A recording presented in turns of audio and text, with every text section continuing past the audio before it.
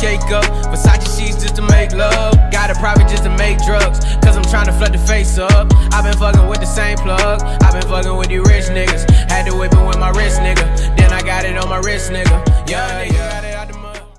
YouTube, what is going down, man? I am back at y'all boys again with another video, fam. And look, guess what we talking about again, bro? You know what I'm saying? We talking about that 2K19 now. Recently, I've seen a lot of other YouTubers starting to catch on to the article that I was talking about in my last video, but I'ma still come out with my videos, bro, because I know that my subscribers like to hear my take. So let's go ahead and get into it, man. We're gonna break this thing down. Now, I know some of y'all are reading this title and y'all seeing the thumbnail and y'all wondering, what the hell is he talking about? Is he clickbaiting? In my opinion, I'm not clickbaiting. I'm gonna read the information and y'all let me know.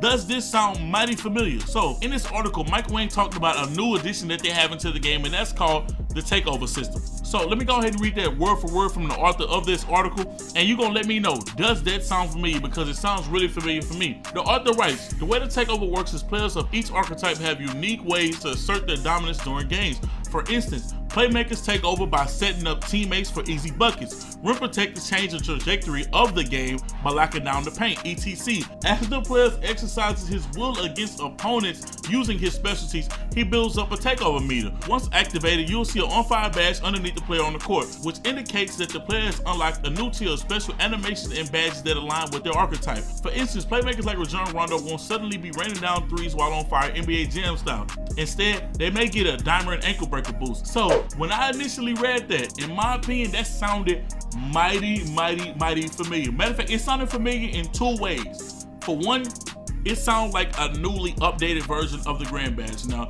if you know what the Grand Badge is, if you played 2K17, which most of us did, we know what the Grand Badge is, but I can't leave out those people that played live and didn't play 2K17.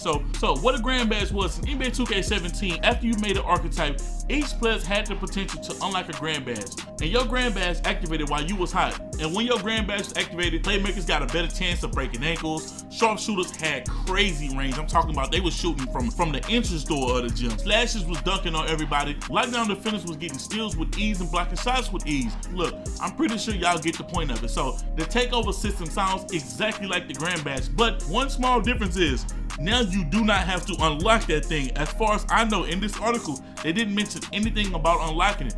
All I know is if you're playing true to your archetype and if you balling and if you know what you're doing, that's when you're gonna unlock the takeover system, things like that. And now, the reason why I say this sounds familiar in two systems, because it's one that sounds real familiar with what 2K17 had, but also, if you've been a subscriber to my channel, I know you may remember a video that I posted just a little while ago about the NBA Live 19 Momentum Bar. Now, this sounds exactly like the Momentum Bar. So, NBA Live and 2K is coming out with the same ideas in the same year. I won't claim who stole from anybody. We don't know that information. All I know is this sounds pretty much exactly like this. But also in the article, they definitely explained something that was completely different from the Grand Badge.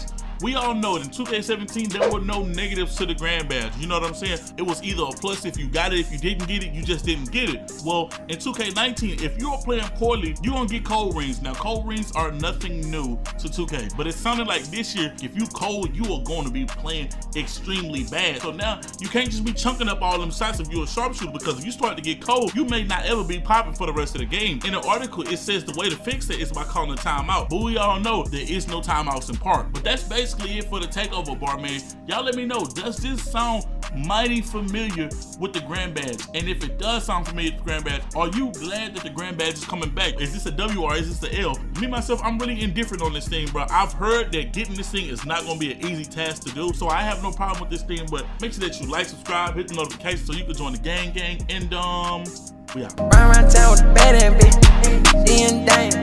All these niggas that got right here, they stay lying. 4, 5, 6, 7 bitch keep calling my line. You can't like me, next little nigga start lying. Talk that talk, my name, I live my life. Chopped up chicken and shrimp, cut in my